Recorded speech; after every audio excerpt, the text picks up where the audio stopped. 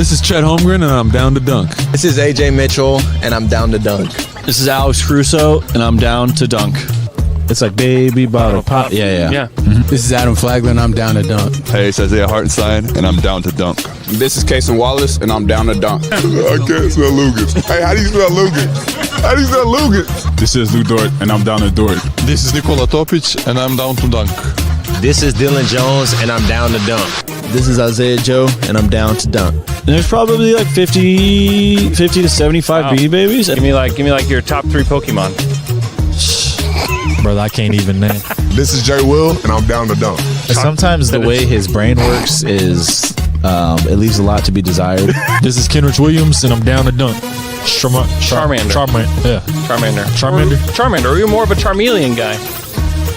Charmeleon. This is Shea Gilgeous-Alexander, and I'm down to dunk. Schlecht. You know what Schlecht? it means? Yeah. That means like bad. It means bad. Yeah.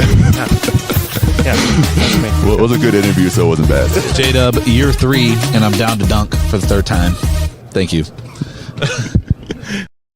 Welcome to Down to Dunk. I'm your host, Andrew Schlecht. We're part of the Athletic Podcast Network. With me on a special pod here, recording this not on a Monday, but this is what you'll be listening to on a Monday. I've got my good friend Alex Speers. Alex, what's up? What's up, Andrew? And I've got Rylan Stiles from Locked on Thunder on the pod. What's up, Rylan? What's up, Andrew? How's everybody doing? Doing great. I'm sure I'm doing great in the future as well, but I will not be doing podcasts next week. So we got a ton of questions from our friends at R-Thunder, and we're going to answer as many of these as possible. And I'm glad to have you guys along for the ride. This first one comes from SDK09. He says, we won't really know anything until the playoffs or later, but have you noticed if the experiments Mark is trying in the first half are working? 3-point percentages are still down, but in my eyes, Kaysen and Dort are both more comfortable in the half-court offense. You guys have any thoughts? Rylan, we'll start with you. Yeah, I mean, there's no harm in it. There's no harm in trying out Kaysen and Dort, initiating some offense. And I do think that they've both gotten more comfortable. I think that with Lou, you've seen his frequency of mid-range shots and rim shots go down, but it feels like they've also gotten a little bit better this season because he's more selective. And then with Kaysen, he's finding a way to probe the lane and find passing lanes as well to set up the offense. And then if he can just the next gear for him, I think, is to stop settling for these floaters and instead get all the way downhill. That will come with time, and you can only really get that time if you actually use him on the ball like they do sometimes in the first half. So I think it's worthwhile. Al? Yeah, I think it's hard to call them experiments because when we typically would talk about Mark experiments, we were talking about like bizarre lineups that he would throw out where he's like using the end of the bench. He's throwing out like all bench units. Like in comparison, these are very tame experiments, like getting your 5th starter some primary ball minutes. Like that's normal stuff, You're like, that's a former lottery pick. Like right, exactly. Like yeah. This isn't like years past where he really would like try some bizarre stuff. And we were like, what is the point of this? Like, there was a time when we were talking about that, like with the Lindy Waters minutes, we were like, this guy's the 17th guy on the roster. Is he really going to be on this team long-term? Like, why are we doing this? But he wanted to see what it was like to have a good knockdown shooter on the court and how that affected the other players. I think the team talent, the overall talent of the team has just evolved to a point where like, it's kind of hard for him to do like anything at this point that would make us raise our eyebrows, Yeah. And especially now with like Oos and Dylan Jones not being a part of the regular rotation, like everyone he plays is good. So like every lineup is going to be good for the most part. Yeah, it's tough to get wacky with it. Is like whatever the combination is. Like it's tough to get so weird, especially because we've seen so much at Kenrich at the 5. Like that's very normal. Yeah, that's nothing new. Everybody, yeah. For literally any player to play the 4, like technically play the 4 for this team is not strange. I think it's really the stretching that we've seen with players though has really come with like Isaiah Joe, I think. And the kinds of threes that they're trying to get him, he's been uncomfortable and like noticeably so. He's shooting 36% from 3 this season, which is not a normal Isaiah Joe percentage. And so you hope that will pay dividends down the road for this team. And he started to play a little bit better. Maybe that's comfort, maybe that's just coming out of shooting slump, whatever it is. But you just hope that maybe that's helping. Also, you have guys like Aaron Wiggins. Like Wiggs is taking a lot more threes than he has in his career so far this season. I think that's part of this experiment as well. So I think that there's little things they're doing here and there, but none of it feels that strange. He's taking 3.5 per game, and he was taking 1.6 last season. Wiggs was. So I think that is also a part of it, but it's clearly working. He's shooting 40% from three this season. Yeah, So, and to your point on Isaiah Joe, I'm looking at cleaning the glass. The percentage of his threes that are assisted. So his first 4 seasons, 100, 100, 95, 97. And it's not like a big drop, but this year it's down to 89%. So he is getting like a little bit more opportunity to take some like unassisted threes. mm-hmm. Next one comes from important_list_7011. And it's just a sentence, not even a question. Update on Chet return is what it says. I still think that he's probably set to come back somewhere around the All-Star break, whether that be if you're super optimistic, it could be right before, but I think that more realistically, it could be after the All-Star break. And, he's up. He's not using crutches anymore. He's been doing drills. He clearly wants to come back, but I think that it's somebody that you don't have to rush him back. You have a huge lead in the Western Conference. Get some like real practice in with him and get it figured out. But he is coming back, which is the great news. And I do think that he'll play a good chunk of games before the end of the season. Yeah, even if he didn't. There, but sorry, Al. But just as a complete guess, you mentioned the practices. I don't really see a way why you would bring him back pre All-Star break. Is because the thing is that the Thunder always talk about like post All-Star break is basically an additional training camp.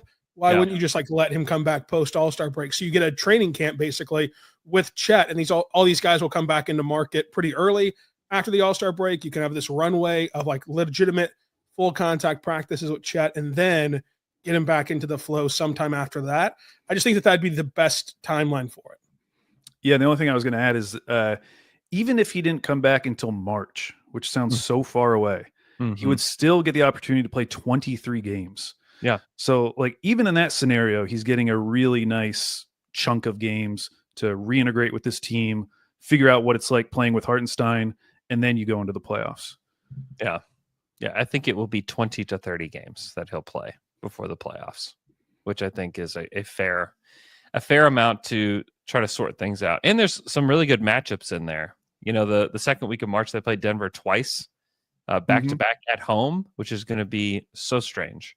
They play Boston again that same week. Like actually that week will be great. And like hopefully Chet will be back because they'll get Denver, Boston. Then Detroit, which Detroit's not as bad as they used to be. So there's some fun matchups in there, and you hope that he's back for those. So could be pretty cool. All right, let's see. From trade into the top five. As a Thunder fan who is planning to move to Northwest Washington State, how screwed am I if I wear Thunder gear around once I get there? Love the pod. Keep up the great work. Thank you for the question and for the love. I say wear it. Be proud. Yeah, I was actually going to say when we first moved out here, my wife actually teaches in Washington. And when we moved out here, like everyone wore KDs. Everyone was wearing like Russ and KD jerseys, even though they lived in Washington. Like I think the brand has become big enough where people who aren't even associated with Oklahoma City might be wearing a Thunder jersey. And I do think that there probably are people who were Sonics fans who, even though they were pissed, probably did follow the team to Oklahoma City and have become fans over this last time. So it's probably not crazy to see a Thunder jersey up there. And if you have any problems with them, you send them over to Lockdown Thunder. We'll handle them for you.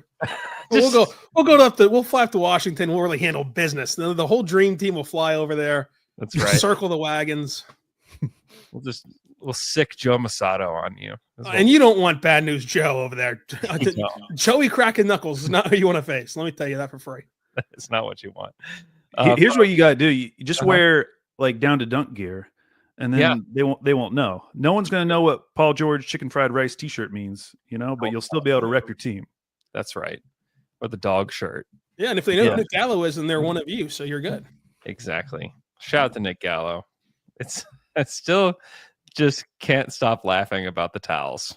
The towels that was their best bit of the lifetime of this whole group interview thing.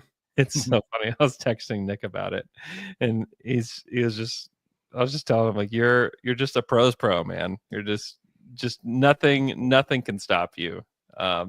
He credited like being a dad as to why. And I'm like, that's dad fair. strength. We talk about it all the time with players. Dad strength on the sidelines too. That's right. The question comes from this guy says, he says, besides Shea, who is most likely to have a 40-plus point game this season? And why is it Aaron Wiggins? I mean, it's got to be J-Dub? Is that a crazy answer? Well, you're supposed to answer, why is it Aaron Wiggins, Andrew? It's not Aaron Wiggins. I don't. What do we think Aaron Wiggins? What's the most shots that Aaron Wiggins has taken this season? Because you got to get the shot. 15. 13 is the most he's taken. His career high is 28.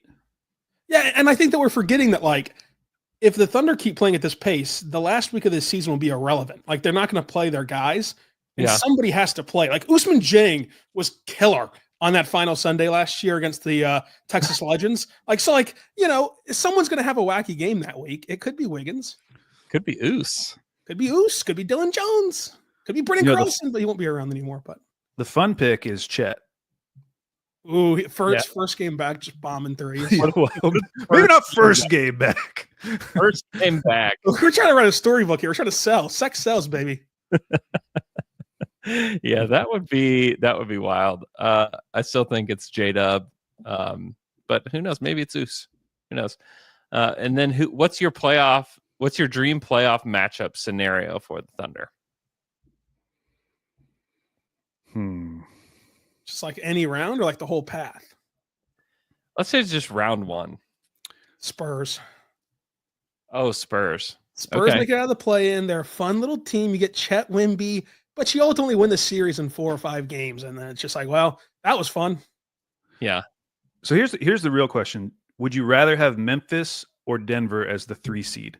In other words, the team that you would get to avoid until the conference finals. Denver. Yeah, they're the best player in the world, but I am scared of Memphis a little bit.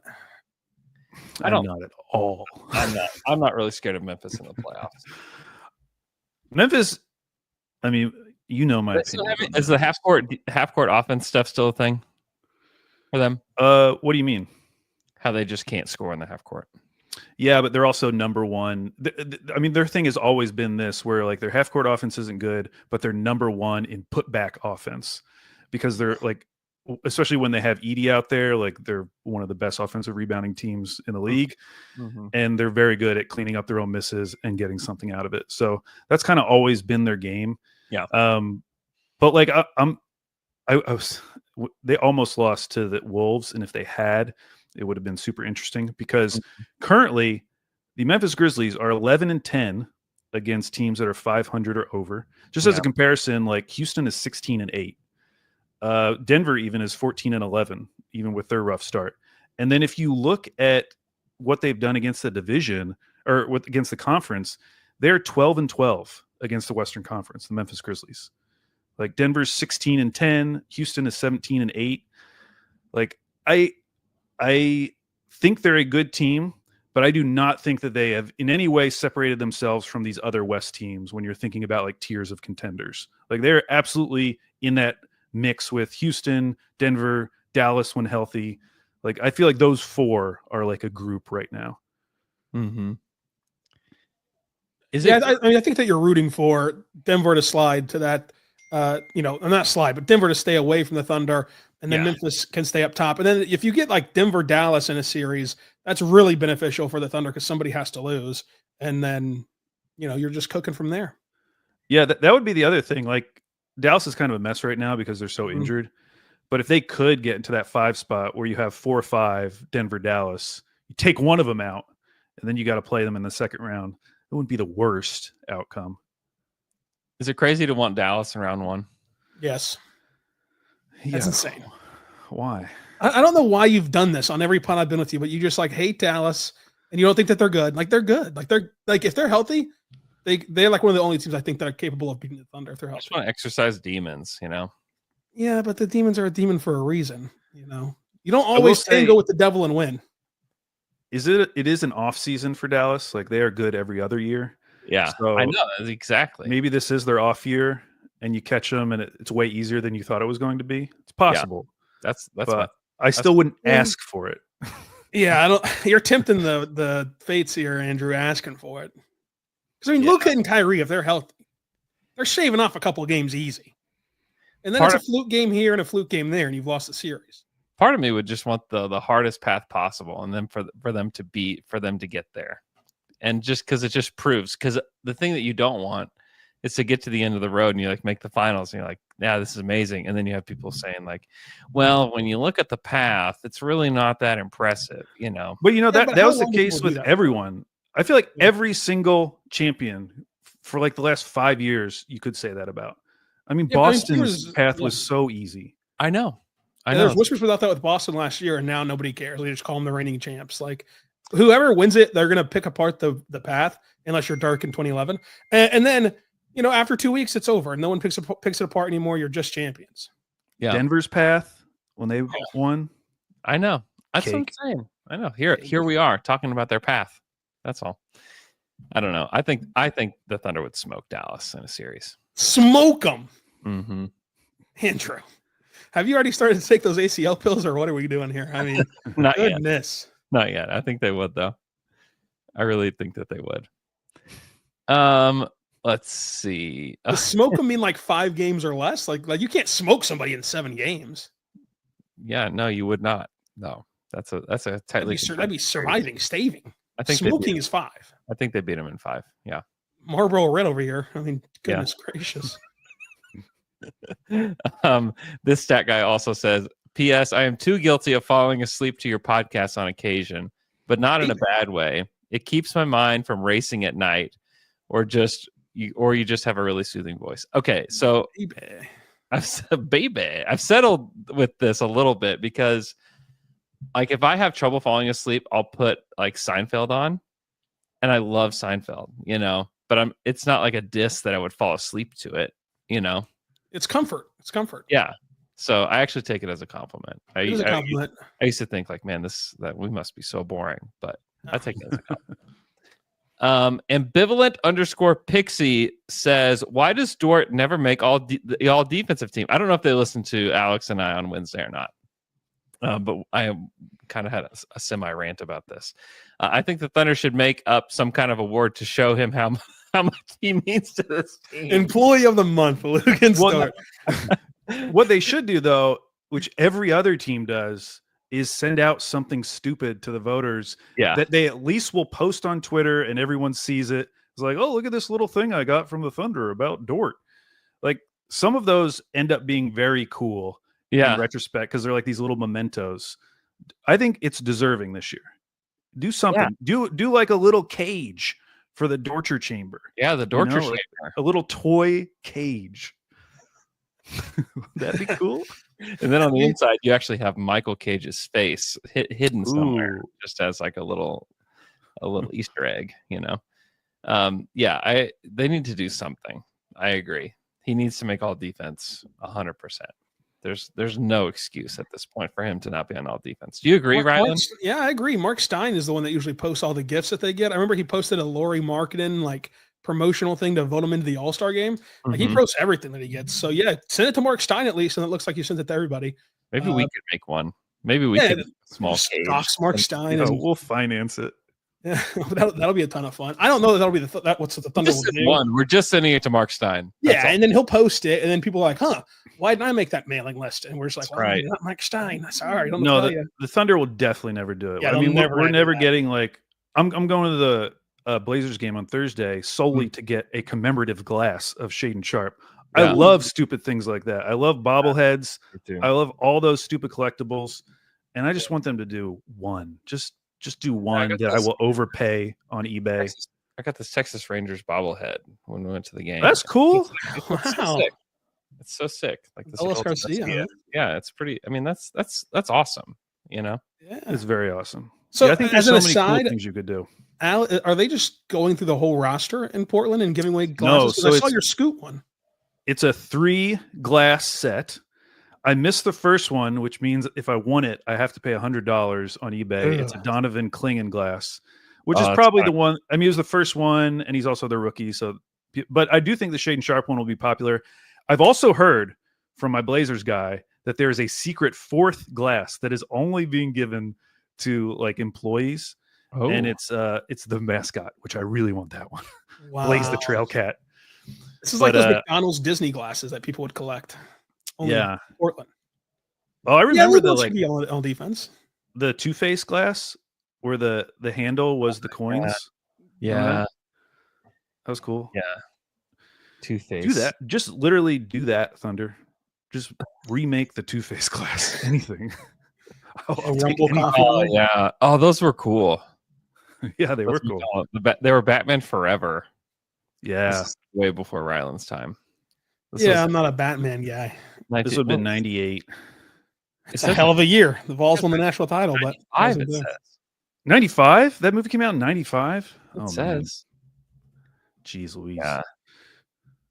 Man. Yeah, those are And they cool. also all contain lead, apparently. Oh, really? Yeah. Oh, no. Oh, no.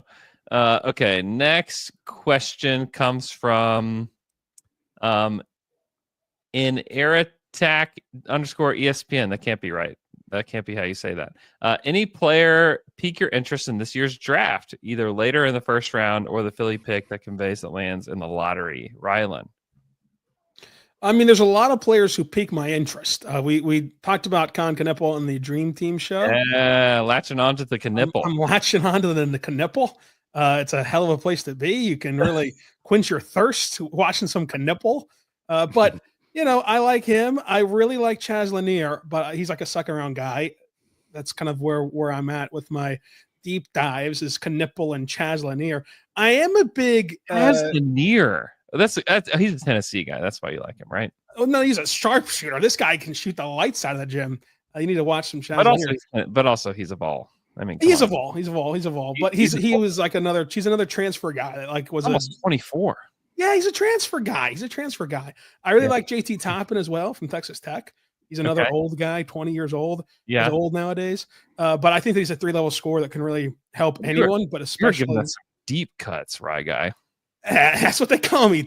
I go deep in the cuts of the draft. But another like non-deep cut name I really like is VJ Edgecombe, but the Thunder have like no chance of drafting him. I don't think that they would draft him if they did have a chance to draft him. Yeah, he's not a very thundery guy. Yeah, he's not. He's just a Rye guy. Like I have these guys that I love that the Thunder would never love. Yeah. I'm a Fears guy, but not for the Thunder. I'm a Fears guy, like just for some irrelevant team that can let him cook a little bit. Yeah, and see what he turns into. Mm-hmm. And then I do really like Colin Murray Boyles. I think that he could fit the Thunder style of play and be someone who is obtainable with that Sixers pick. Yeah, he's a multi-year college guy. He can give you some size and like the wing capacity, and I think that he can play small ball 5 like in a pinch. Obviously, not to the extent that Kenrich does, but he's someone who can really do it like in certain lineups. More of like a J-Dub small ball 5, like whenever the team's fully healthy and he only does it for a small stretch, like that's what he can do. And then he can just give you another bigger body all the way around. Mm-hmm. Yeah, he's 6'7" as well. And that's the kind of guy that I would want. Knippel, I just worry that he's not that big. Yeah, I'm really interested to see what the measurements show. Because, you know, it's one thing to text over your size, if you will, but then you pull that tape measure out.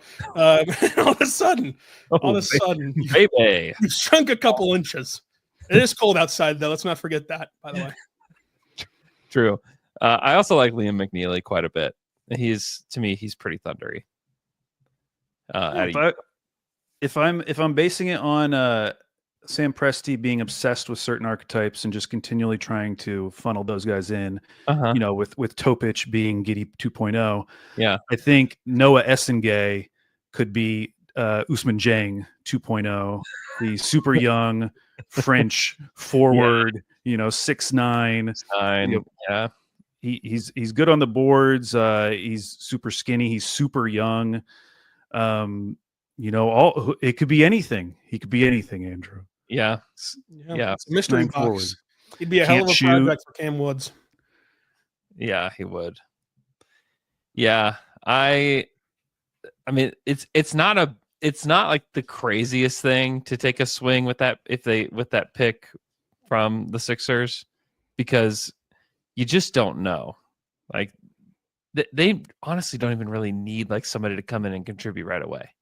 And when you think about Topic coming in and probably taking some minutes, AJ coming back from injury later this year, but also coming into training camp and deserving minutes here and there, you know, they have a lot of guys, and a lot of their guys are just like not like entering their pre-prime.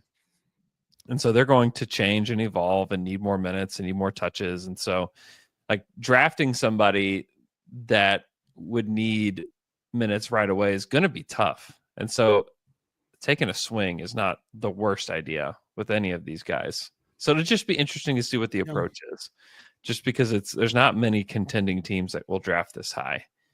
And I wonder like how many of these picks that they're going to trade, in the sense of, I don't think that they're going to make a big trade for this draft. I think that they're going to make like a Denver trade where they ship out a pick currently for a pick way in the future, because these teams need some depth and they need some cost controlled depth with the new CBA. So like you have 16 and 21 right now. I wonder if you could just trade both of them for like future picks down the line whenever you're going to be that, you know, cap strong team that needs cost controlled talent. Or if they just trade one, or maybe we're just all foolish and they trade none and just draft 3 guys. But yeah.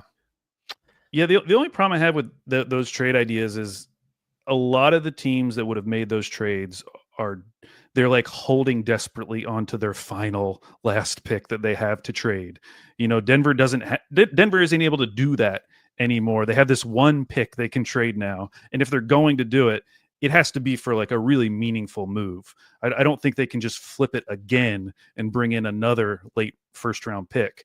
So finding the team that would be willing to do that is what I'm interested in, because I don't think it's as easy as it was like even last year, but especially like 2 or 3 years ago. Mm-hmm. I wonder if they could do it like on draft night, because they usually do this like a week or so before the draft. But I wonder if like they wait till draft night to do it. That way that pick unlocks like, what is it, the 6th year removed unlocks on draft night, and so like you get an extra one extended out once that clock runs out. Maybe. Yeah, I mean like Milwaukee would be one, but like Milwaukee, are they really going to trade their 2031 first for this like aging team? Do they really think a rookie's going to like change anything significant? Yeah. So maybe you'd have to trade the Philly one to be able to pull this off. And at that point, would it still be worth it? I don't know, because like Minnesota's another team. Like they traded their 2031 already too for Rob Dillingham. Mm-hmm. Like a lot of these teams have traded these picks way in the future. Like who do you think would be like a good target in terms of like a team to make one of these trades? Yeah, I was like kind of looking at Milwaukee because they don't have enough players that are talented players to me. You know, New York is a team that I would look at just because their depth is so bad and they don't have a first round pick, period. And they kind of have their top end talent already. Like there's not really any more moves to make in sort of like a top kind of way. So maybe they can't trade a pick. Their 2031's going on to draft night whenever the other one unlocks. I don't know. That would only be the 2032, so they can only do a swap. Right. Yeah. It's really tough. Yeah, that maybe it's impossible. And this is one of the reasons why I think we have to be more open to the idea that they might actually make a consolidation trade. Because I think for a franchise that values draft picks and developing guys so much, the idea that they're just going to punt on that and do some trades just because they have to shed picks, I just don't see them doing that. Mm-hmm. Whereas if you could package a few players and go get a player that you know is good, and that's great, but also freeing up a few roster spots so that you can continue that churn at the end of your roster. Because right now you can't do the churn anymore. It's done unless you want to start waiving guys after 1 year. Yeah. Maybe you would trade like the 20th pick for a swap though. Yeah, maybe you would do that. Yeah. I mean, you isn't get that down low enough, I think you would. What did they do with the Dallas? Because they got that Dallas swap. That was for their own pick. I believe that's correct. I'd have to look. Yeah, because I think that for the Thunder specifically, it'd be worth it to do it for a swap because ideally this team would be together and be really, really good, and you would want to swap anyway. Like you wouldn't just like get there and have a better pick than that team in an ideal world. Yeah. Yeah, it's probably worth the risk, especially when you really just don't have the roster spots. Yeah. You know, they'll have to get creative, and Presti will likely do something that is confusing to us in the beginning, and then once we figure it out, we're like, oh, okay.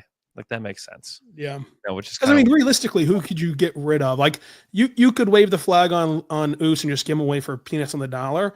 I personally like don't really see it with Dylan Jones, but I don't think that the team would move on from him yet. So you open up one roster spot because we can all agree that the Carlson contract spot is going to go to AJ. So 100%. You have one guy that you can move on from with 3 incoming picks. So yeah, it does make sense to do something that we're not quite expecting or looking forward to right now. I mean, that's why I've been more open to the idea of the Cam Johnson trade, because everyone's so focused on just the idea of bringing Cam Johnson. But there's a secondary benefit to that, which is that you would have to include multiple players to bring back Cam Johnson. And by doing so, you would actually open the roster spots, achieving the thing that this team loves to do, which is draft young players and develop them in their system. They kind of reached the end of that in this cycle. And we know they're going to do something. We just don't know how they're going to do it. And so that would be like a 2 birds, 1 stone situation. But it would involve trading guys who we love and who are contributing to a team that is, has 33 wins right now. Yeah, I wonder if Cam's even going to get traded, because I think we thought that Cam would get traded last year too. And I wonder if that's something that you just revisit in the summer. Like if you don't win the title, let's say you lose in the West Finals or in the NBA Finals or whatever it is, and you just I think that you get to see your needs a little bit more too. Like this team with Chet, and hopefully you have a relatively healthy team. Then you get to see, okay, where are we deficient? What can we do? And then you could use the player contracts that you have, which a lot of them are extremely tradable, plus whatever draft picks you have at the draft to get somebody. The Nets are going to be a team that will still want more, bites at the apple with prospects. And so if you wanted to revisit that at the draft, I think that's something that you could do. So I would just be shocked if he doesn't get traded. I mean, they gave away really prime Suns picks to get this pick back.